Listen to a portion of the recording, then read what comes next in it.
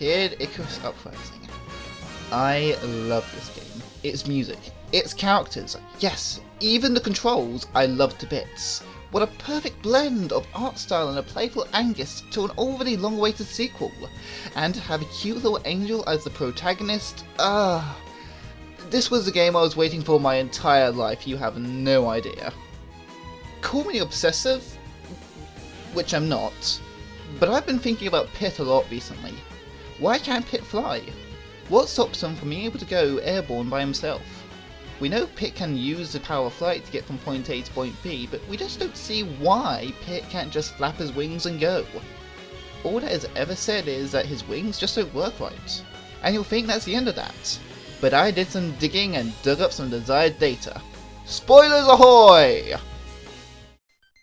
My theory is that Pit is a cripple. He suffered a major injury to his wings and is never able to fly again because of it.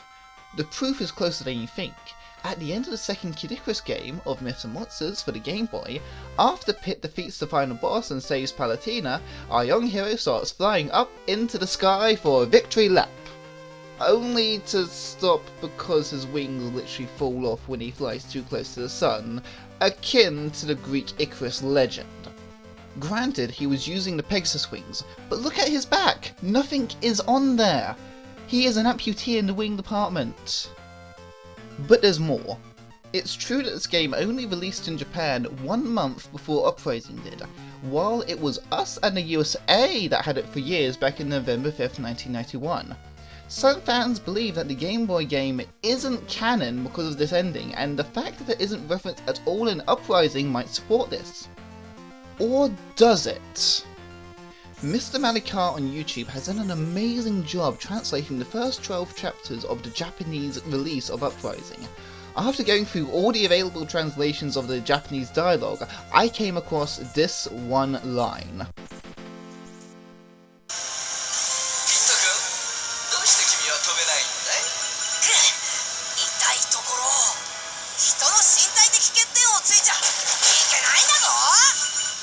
Pit refers to his own wings as defects, and if you consider the ending of Myths and Monsters, then there was a clear tie-in between the games. I mean, you wouldn't just walk up to someone in a wheelchair and ask them why they can't walk, would you? That would just be rude. From the massive injury we saw Pit take here, it can be easy to see why he can't fly because of it. Sure, Pit can't fly in the original NES games or in Myths and Monsters, but he could jump pretty dang high in both. In the original, he could get an item called the Angel's Feather, which allowed him to recover when he hits the bottom of the screen by flying. In Myths and Monsters, he uses the same feather to fly for short periods of time, almost as if he's nearly got all the feathers in his wings in order to fly by himself. If it wasn't for this tragic accident, we might have seen a flying Pit without Palutena's help in Uprising. This is just the beginning, however. Call me crazy, but this leads me to believe that angels in Angelland are, funny enough, extremely rare and powerful creatures. And everyone wants Pit on their side of the battle. And because of this, Palutena is just lying to Pit about so many things, just so she can have him all to herself. Why would I say that? Because the power of flight is not capped at 5 minutes, and it does not cause Pit's wings to catch fire after the said 5 minutes of use. There is only one level that the Miracle of Flight surpasses the 5 minutes without a hint of flame. Chapter 25. Using a weapon that has an overall defense of 6+ on 0.0 difficulty, because I'm so hardcore, I timed the activation of the power of flight until the end of the game, tanking the death rays of Hades until I entered crisis mode, and then continuing it to the very end of the credits as Pit is still using the power of flight here. Ladies and gentlemen, this clocks in and over the 5 minute mark to a staggering 16.5 minutes without smoke or fire. Even when launching the attack as soon as possible, it still shows Pit using the power of flight for a total of 7 minutes. So what Palutena said about the power of flight lasting 5 minutes is total BS. Hold up. Pit's wings do in fact catch fire in chapter 17 and 21. We both see that. Pit nearly dies because his wings burn off. We both see that. Both are from the overuse of the power of flight. So why do they burn here, but not here? This reveals a more dark side to our goddesses. Put simply, we know the power flight not only lasts more than 5 minutes, but it can be used straight after again with no ill effects. Don't believe me? Look at the end of chapter 12 for instance. Palutena uses the power flight without consent to get Pit out instead of just extracting him as normal. No burnt feathers here, yet when it's done in chapter 21, surprise surprise, his wings inconveniently catch fire. What's more, in chapter 18 we see Pit's body fly with the obvious power flight active, most likely by Palutena, but then when Pit gets his body back, Viridian activates the power flight dangerously close to when it was last active, again with no ill effects. And then Viridian says that whatever Palutena can do, she can do better, yet her time limit on the power of flight is exactly the same as Palutena's. This is very suspicious if you ask me. Therefore, the fly on Pit's wings are not there because of magical limitations, but rather by Viridian and Palutena in order to keep this hoax up. In chapter 17, Palutena does this to convince Pit that he can't fly beyond this point, and needs to be either extracted or land. Although, in all honesty, Palutena tried to do this, but Fire! God, face your turn! stops her from doing this and she needs to improvise. This leads her to letting him go because she knows Viridian would not let such a valuable angel die. Not when there's a chance he can get onto her side, that is. And in chapter 21, Viridian tries to do the same thing and mimic the effects Palutena placed on Pit to stop him from saving Dark Pit, who is of no tactical advantage to save because of his sheer stubbornness. At least Pit warms up to Viridian, making possible conversion to her army a possibility. Thanks, Viridian. You're always thinking. Wow. Almost sounds like you're talking to Palutena there. She flamingos up and nearly ends up killing him by accident. The gods don't actually want to kill Pit, they just want him on their side.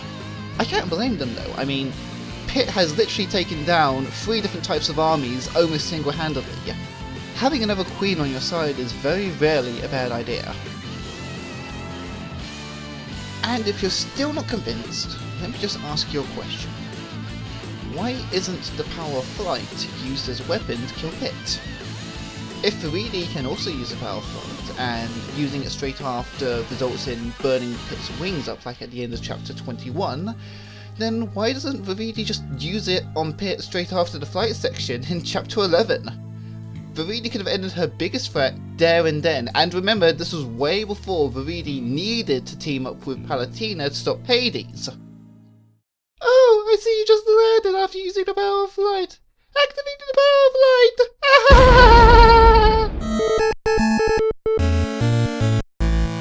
Done and dusted.